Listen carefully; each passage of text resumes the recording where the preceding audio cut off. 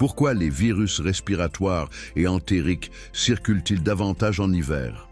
Chaque année, la période hivernale s'accompagne d'une augmentation marquée des infections virales, en particulier celles dues au rhinovirus, au virus respiratoire syncytial, VRS, au virus de la grippe et au rotavirus. Cette saisonnalité n'est pas le fruit du hasard, mais résulte de l'interaction complexe entre des facteurs environnementaux, physiologiques et comportementaux.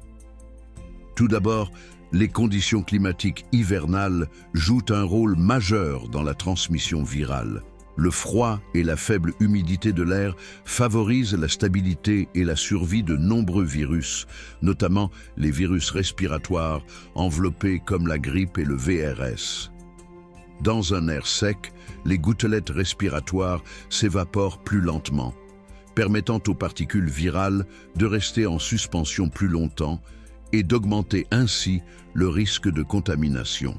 De plus, les surfaces froides constituent un environnement propice à la persistance des virus, prolongeant leur pouvoir infectieux. Parallèlement, les défenses naturelles de l'hôte sont moins efficaces en hiver. L'exposition au froid et à l'air sec entraîne un dessèchement des muqueuses respiratoires et altère le fonctionnement des cils vibratiles, qui assurent normalement l'élimination des agents pathogènes inhalés. Cette altération de la clairance mucociliaire facilite la pénétration des virus dans les voies respiratoires.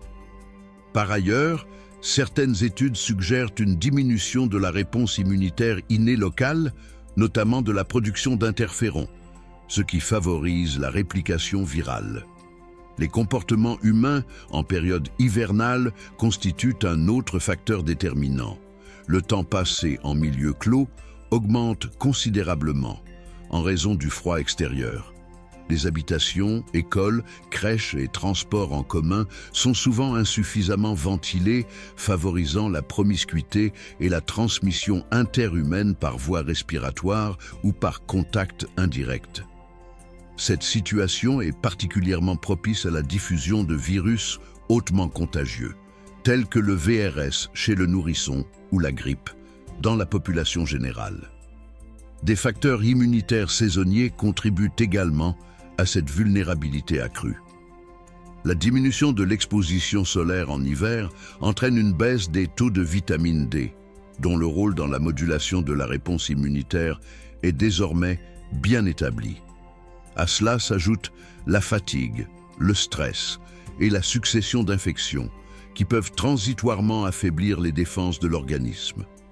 Enfin, chaque virus présente des caractéristiques propres expliquant sa saisonnalité.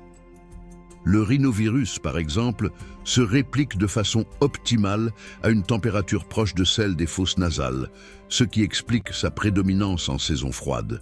Le VRS, quant à lui, provoque des épidémies hivernales quasi constantes, en particulier chez les jeunes enfants vivant en collectivité. Le virus de la grippe bénéficie d'une grande stabilité au froid, ce qui favorise sa diffusion rapide durant l'hiver.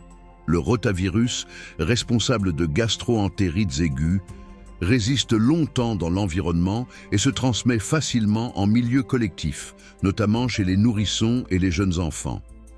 En conclusion, la recrudescence hivernale des infections virales s'explique par la convergence de conditions environnementales favorables au virus, d'une diminution de l'efficacité des défenses de l'hôte et de comportements humains propices à la transmission.